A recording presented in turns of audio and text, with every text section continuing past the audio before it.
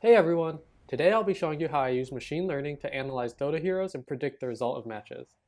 Sorry it's been so long since I last uploaded. I guess it's been a bit of busy with life, but I also got really into playing Dota, which took up a lot of time.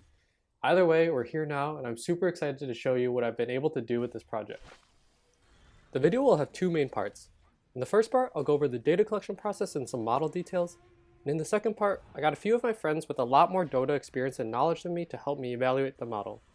I set up a few mini games using the model outputs, and we ended up having some interesting discussion. Even after editing, the second part is still pretty long, so I'll do my best to put in good timestamps so people can skip around if they want. Before we jump into the rest of the video, I wanted to briefly mention the Discord I set up for the channel. If you're interested in the sorts of projects I'm doing and want to ask any questions, or suggest ideas for future videos, or if you want to brainstorm for your own projects, or anything else, feel free to join. Link will be in the description. Alright, let's get into it. The first thing I did for my project was explore what kinds of data I could get my hands on. I looked at a few APIs and ended up deciding on using OpenDota. I wrote a few scripts to query for games I was interested in, submit them to the OpenDota server to be processed, and then to parse the data into a form I could work with. I ended up getting about 20,000 games worth of data, where each game was a ranked game with average MMR over 4K. And here's an example data point for the data I was able to collect. So we have metadata info on the game, like patch, game mode, lobby type. We have data on the duration, data on the pick ban order of the heroes, also data on the result, like if Radiant won. And then we also have data per hero. So for example, for this first hero Mars, we have metadata on Mars, and then we have gold per minute, XP per minute, last hits, tower damage, damage dealt, damage taken, kills, killed by. We have data on stuns, ability data, warding data, last hitting data. Yeah, that's pretty much the data I was able to collect from OpenDota and what I worked with. For an initial Dota project, I was quite happy with the data. Big shout out to OpenDota and the data they provide for the community. After doing this project, I have a few ideas of what additional sorts of data I'd be interested in if I ever wanted to do another Dota project.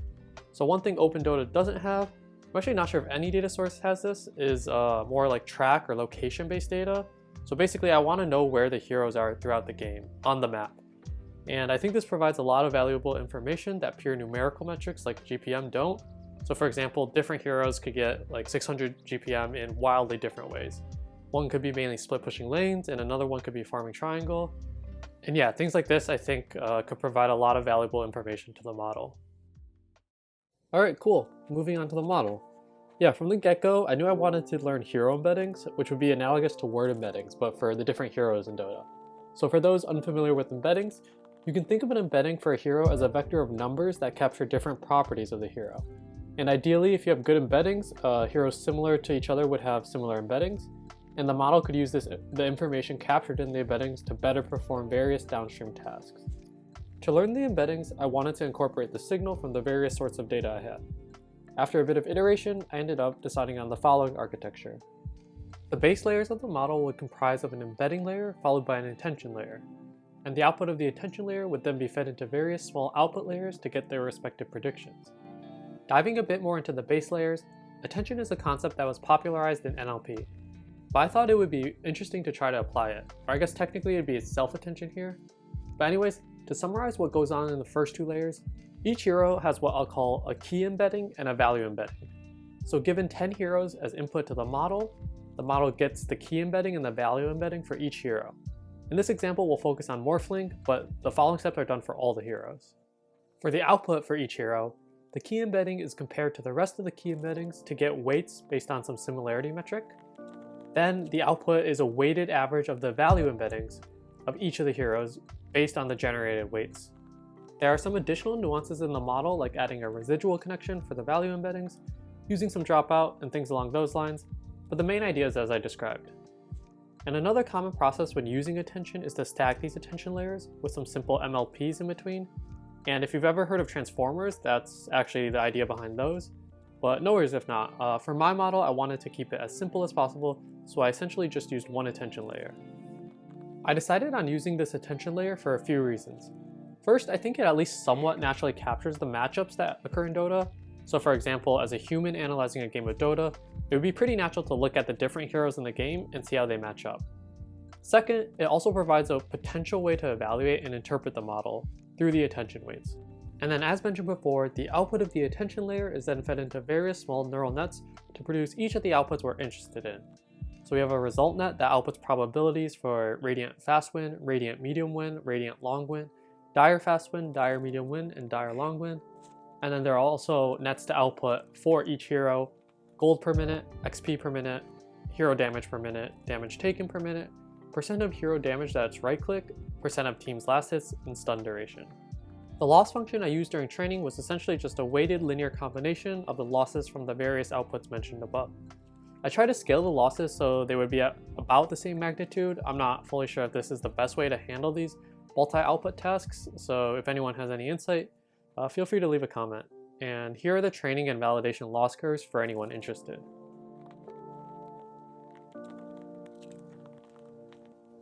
Cool, that about wraps up the model details. If you have any questions, feel free to leave a comment or join the Discord and ask there. As I mentioned at the beginning of the video, to help me evaluate the model, I roped in 4 of my friends who have a lot more Dota knowledge and experience than I do. We recorded for about an hour and a half, so I tried my best to trim it down so this video would be reasonably length, but if people are interested, I could put out a full recording in a separate video. Hope you guys enjoy! Alright, let's do some intros for the video. Let's do your Dota background and maybe any experience you have with machine learning. And I can go first. Hey, my name is Jason. I started playing Dota about over a year ago, and I still feel very new to the game. I think I'm at about currently 1600 MMR for machine learning. I studied it in college and I do it for my job, but I still definitely wouldn't consider myself an expert. Part of the fun for making these videos for me is to try new things and keep learning. I will give it to you, Eric. Hey everyone, I'm Eric. I started playing Dota in high school, but I came back to the game about 2 years ago. I'm currently, I think, 2500 MMR, 2.5k, and I have a little bit of ML experience. I took some intro classes in college, but I don't have much experience with it at all, though. Hey, I'm Perry. I've been playing Dota since about 2012. Currently around 7k MMR. And my ML experience is some coursework in college that I've now entirely forgotten. I'm Kevin, or B-Bear. I started Dota around 2015 in high school. I've been playing for 7 years now. Originally P-Fang got me into it. I am 5.5k-ish MMR. ML knowledge, took some classes in college, and I did do it for a job for a while. Probably going to be using a job again, but yeah, decent experience. Hello, I'm Miles. The first time I played Dota was in 2008, I believe, because it was with my brother and a bunch of his friends. But I haven't actually like grinded ranked until when was that? Like 2017 or something? 2016 maybe. So I've been playing seriously for about 5 or 6 years. My current MMR is 4,000. And for ML, I did some college classes. I'm not doing it for my job now, but I do hope to do it for my job in the future. Okay, cool. Yeah, I was thinking I'll give you guys a bit of the context on the model to start with. So for the data set, I scraped from Open Dota. The train size was about 15,000 games, and the validation set was about 4,000 games. And I scraped only ranked games where the average MMR was above 4,000 from patch 7.30. And essentially how the model was trained was given 10 heroes, it predicted the results of the game, and then per hero, gold XP per minute, the ratio of the team's last hits. So basically, if your Ursa got like 600 last hits and everyone else combined for 600, he would have 0.5. Hero damage per minute, the ratio of your damage output that is right click, damage taken per minute, and stun caused duration. These are basically the stats that were used to train the model, so anything the model learned was from these stats. Alright, let's get into it. The test set I'm using for the various evaluations we'll be doing is the Grand Finals of TI 2021 between Team Spirit and PSG LGD. For the first task, I give the model predictions and the truths for Game 1 of the Grand Finals, and the goal is to determine if the number before the slash is the model prediction, or the truth. So either every number before the slash will be the model prediction and the number after the slash will be what really happened, or vice versa. Let's see what they think. The first one should be whatever you get from the prediction, and the second one's truth. I think the first one, it'll average across. You have some like random Elder Titan 3 games or something where he gets actual last hits. In this game, it's pretty clear Elder Titan liner actually supports. That's why the 0.02, 0.03 are actually what occurred. I mean, just because if you're predicting off of a large data set, you're going to get a bunch of random Lion, Elder Titan, not in support positions occasionally played. I agree, because I'm pretty sure Maposhka played Elder Titan game 1, right? So it's like Elder Titan 5. So I think the low XP per minute on the right of the slash is like the right one. I also think in general it's pretty much impossible to have. I'm just looking at the gold and experience. In the gold, all 5 have like generally around 400 GPM, which is super sus. And then XP having not having a hero that's like less than 300 XP per minute is also kind of sus, because I feel like someone has to take the sacrificial role. But Yeah, I think the main thing that stood out to me was the Nagasiren GPM. It's Yatoro playing Nagasiren 470s, or like Ame, it's just too low. Yeah, so everyone agreed that the first values in this table should be the model predictions and the second values are what actually happened, and that is indeed correct. We heard people note various discrepancies in the model predictions that all touch on the fact that the predictions seem to be more average. And this makes sense to me for a few reasons.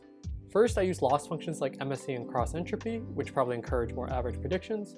And second, when the model predicts these outputs, there's no conditioning on if a team won or lost, or how lopsided the game was, so we expect the predictions to be more average. Maybe we could incorporate sampling and some conditioning on the result to output more variable and realistic predictions.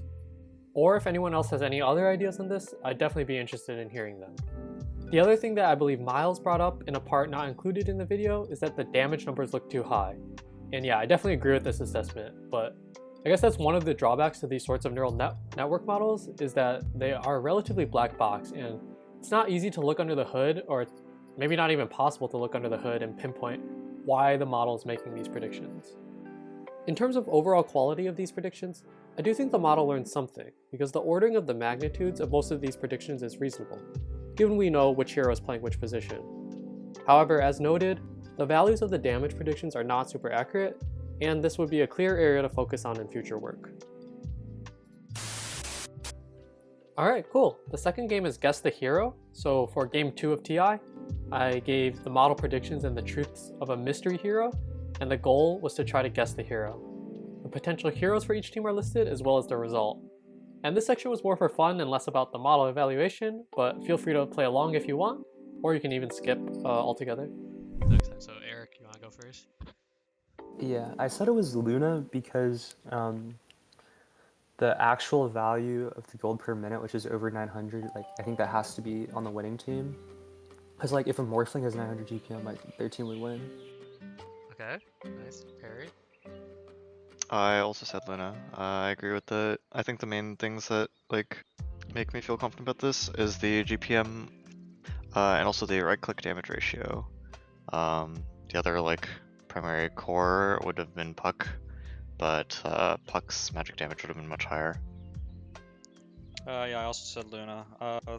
My main reason is last hit team ratio. I was looking at PSG LGDs. Nature's Prophet should also be a pretty greedier core, I think, taking last hits. And yeah, especially since the gold per minute is plus 900 plus, that also means that it's more likely to be Luna, because I don't think anything can really put up that number unless it's Prophet. But because Prophet's a 3 and Morphling's a 1 here, I think it's unlikely he's getting that many of the team's last hits. yeah, I also DM'd you Luna because I think there's one potential other option, like because this is the winning team, right? Like you look at the gold per minute, the XP per minute. But maybe Prophet could have eked out 900 on a losing team, but the issue is he's not getting all that experience because it's mostly his treants are running down lanes. So I think it was pretty much 100% Luna. Bottom. Good job, everyone. Everyone gets a point. How do I go down? It is Luna. Purposely start off with I thought like a very hopefully obvious. Oh, interesting. You're going down the list. So I have it for five, not everyone. Otherwise, it just process of elimination. But Sure. yeah, next hero you can compare it to Luna's. And we'll go the Wow. opposite way. You can take some time to think this. I think this one is Magnus. Okay.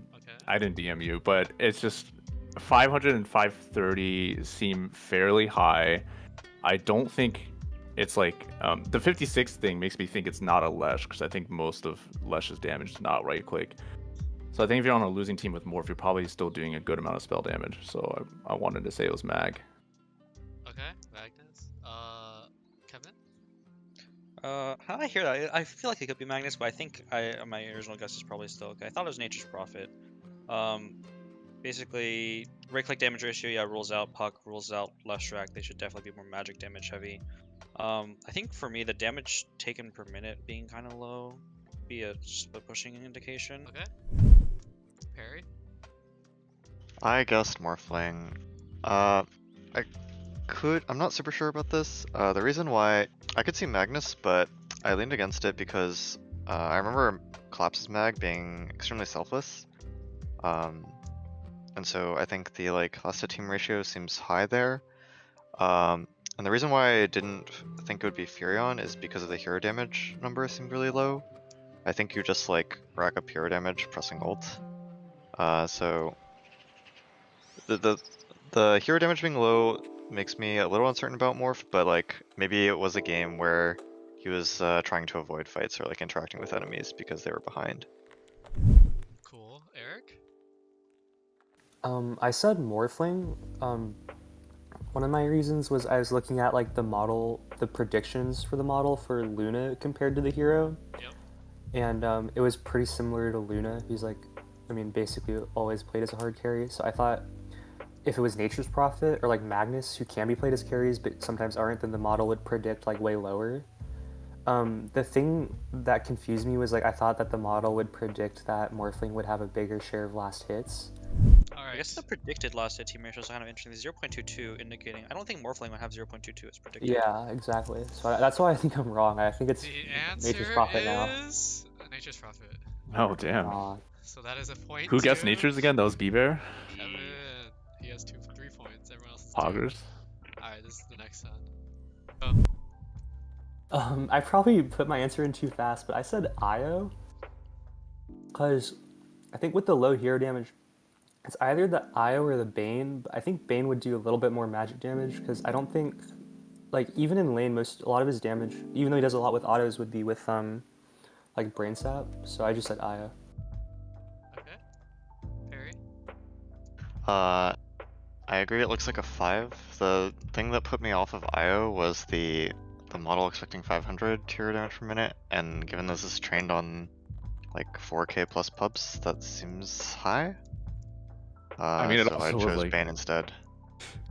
Okay. It I also think gave I'm Lock over 600. updating based on my ignoring the model's values from last round.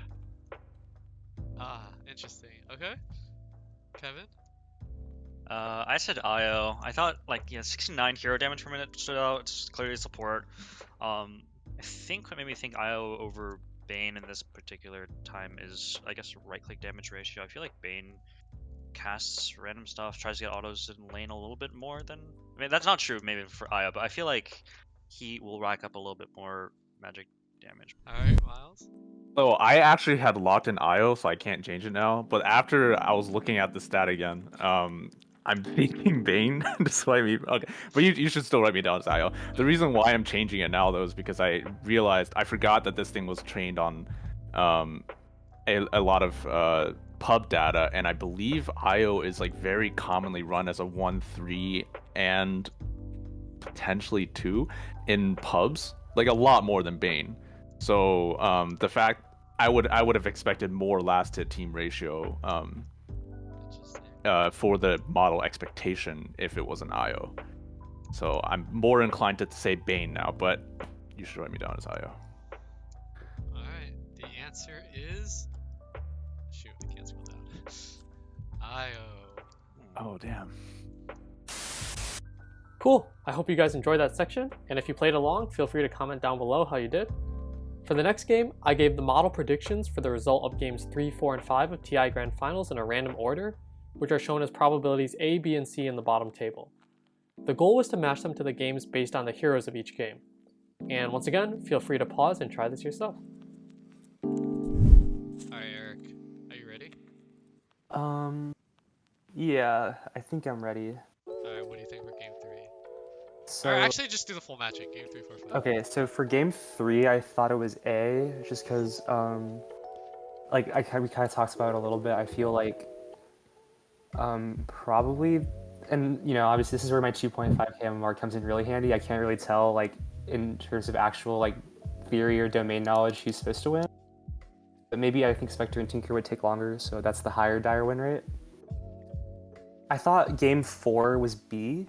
I'm not sure why. I maybe. That's fine. You can just go with your gut. Okay, yeah. That's all. And then game 5 is, I just think it's C, because I feel like the model would pick up that, like, tiny Kunkka, like, and would, like, move at the pace of, like, the game would move at the pace of the dire team, which might be really fast, and then the team might fall off. Perry? So I said 3C, 4A, 5B. I guess in terms of confidence, probably I started with 4A as my most confident, mainly just because looking at the Radiant early win probabilities being high, and looking at, I think Radiant had really strong lanes, so they have like Luna and Dying and the Bane, and that seemed to set it apart from the other probabilities. Also, I think Spectre has decent late game matchups against Luna, and has like decent interactions, which could explain why the dire late game win probability is higher than Radiant. For 5B, I think TB, like playing TB late against Tiny Kunkka or Tiny Lycan seems pretty nice. Like I think the late game win probability for Radiant being higher seemed sane. 3 I was not really sure about, so I just put it to C as process of elimination. Okay. Miles? Going down 3, 4, 5, I had it as BAC. So B for 3, A for 4, C for 5. I'm trying to remember why I thought this way. I think as discussed, game 5 having Dire with Tiny Kunkka Lycan was just like, yeah, late game you're gonna not do anything against, especially against a Wyvern. Like I feel like Wyvern counters all those heroes. So it seemed like that was the only one with like a particularly low like long win rate, so that stood out to me. And then the other two, I think PA, Mag, and like the rest of the supports together like don't really win lanes. They're like kind of planning on losing a little bit map control, but just farming really hard in this PA and hitting a strong mid game timing. So it seemed okay to me to say that like the win probability of winning fast is like 0.15, but then going into the mid it was 0.31, which was like the highest win probability. And also before like Spectre Tinker like really get annoying. So I thought that was an interesting stat, and so I said 3 was B. And then 4A was kind of process of elimination, but also like seemed like it made some sense with Luna, Magnus like kind of doing pretty well in the lanes and doing well in the mid game, and then having a slight disadvantage against Spec TA just because Spec TA are just late game heroes. Okay, and I believe Miles nailed it. 3B, 4A, 5C. Damn. And All luck. There's no ground truth for the actual probabilities for these classes, so a lot of this evaluation is qualitative and we might be seeing a lot of confirmation bias. That being said, I'm pretty happy that the model was able to pick up on some nuances that are relatively well accepted, like a game in that meta with Tiny Lycan was less likely to go long. The last thing I wanted to evaluate were the hero embeddings the model learned during training. So we'll first play a game where my friends tried to name heroes similar to a target hero, and we see how close the embeddings are.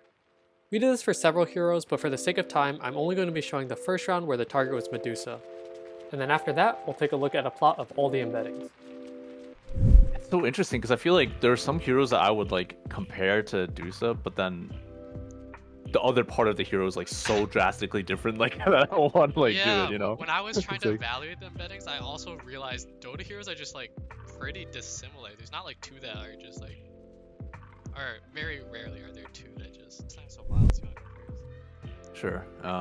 Sorry. All right. These are some weird. Oh, everyone got Joe. That's pretty interesting. So yeah, I guess I'll start with Gyro. He kind of he's agi ranged. He scales pretty well. He kind of owns in a lane, similar to like Dusa. A lot of magic damage. He takes ancients well. Actually, like a huge part of the reason why I selected these heroes is because they all take ancients pretty well. And eventually he like gets an Aegis and he stands in front, and then he acts as like the person that you have to like go past to kill the supports, right? And that's sort of what a Dusa does. I feel like I didn't think about it too much. I just tried to think of heroes that have like similar game plans to Dusa. Yeah, like game plans, right? I mean, Although, it's just like, I just picked 3 triangle farmers, and obviously Luna and Gyro have like ranged cleaving mechanics, but I'm not that surprised about Luna being very different because the pacing of the heroes is very different. Although I don't remember exactly, like 7.3 was some time ago now, and I know both the heroes have changed somewhat, but Yeah, Luna falls off hard, right? Whereas Dusa doesn't. Or what do you mean? yeah, I mean, Dusa is like typically like a 2-item hero, whereas Luna is at least currently the way it's played is like you do like some Mask Dragonlance disassemble into BKB shenanigans, but I don't remember exactly what the plan was in 7.3.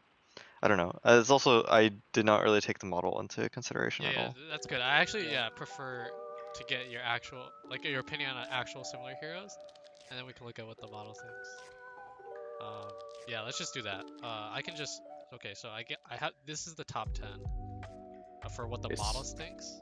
Techies. Yeah, Techies. techies. I was really confused. How is Medusa anything like Sand King or Death Prophet? I don't know. That's a good question. Does the model take into account tower damage?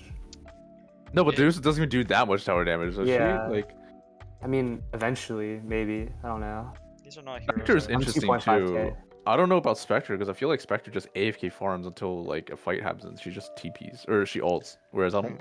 I guess they're similar in the sense that they're like the traditional Icky. super hard late game carries. Yeah. No, but then you have Tiny as like number 3, but Tiny's my, not like my that, favorite right? late game carry is Well, I Techies. mean, Tiny was the super hard carry on that patch. He was like the most Oh. broken carry. Yeah. Right. You're right. It's like Tiny and Monkey King. Also, Techie's, the hardest carry ever. Like, yeah. I don't know. Templar's pretty good for this, I think. Yeah, TA is a good one too. Yeah, a lot of you guys have mentioned playstyle. That's one thing I like. So the model has like CS numbers, right? But it has no notion of where the CS is. If I could honestly get like tracks of heat the map? heroes, Ah. yeah, that'd be really interesting to work with. Unfortunately, I just have these like end of game stats at the moment, so. We'll close out with this graphic of the hero value embeddings. It's clear to me that the model was able to pick up on certain facets that made heroes similar. For example, Medusa and Spectre are quintessential late game carries, and they are right on each other in the bottom left. Sven and Kunkka are both melee heroes with cleave and burst, and they are close to each other in the top left. And a lot of the supports are grouped towards the bottom or bottom right.